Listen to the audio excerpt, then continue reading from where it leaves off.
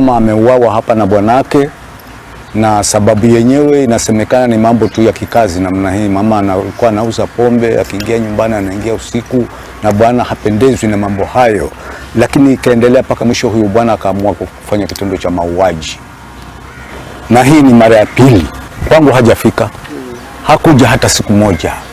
Hiyo maneno nimeyapata tu kwamba walikuwa wakiongea wenyewe kinyumbani huko, yeye na bibi yake, kabla kuja kwa wazee kuyazungumza na kupata ushauri wa kuweza kuishi na huyo bibi yake.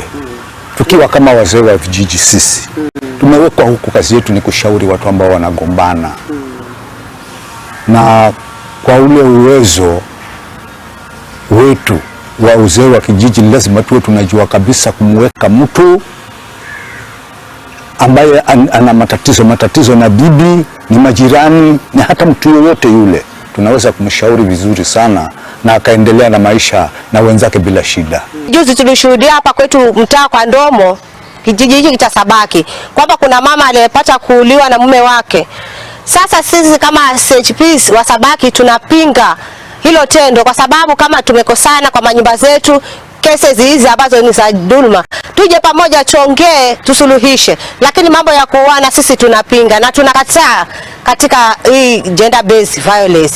Ndiposa tukaona ni vizuri kuweka jamii pamoja na kuweza kuongea, kuangalia hususan nini inasababisha vitu kama hivi, na kuweza kutoa ushauri pia kwa wasichana wetu.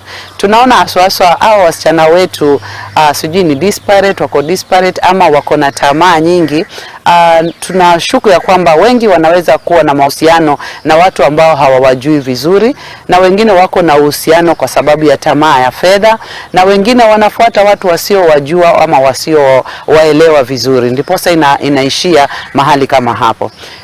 So leo tumeweza kuona ni heri tuite jamii, tuweze kuongea na tuweze kuweza kusaidiana ili kwamba kilichotokea kisiweze kutokea tena.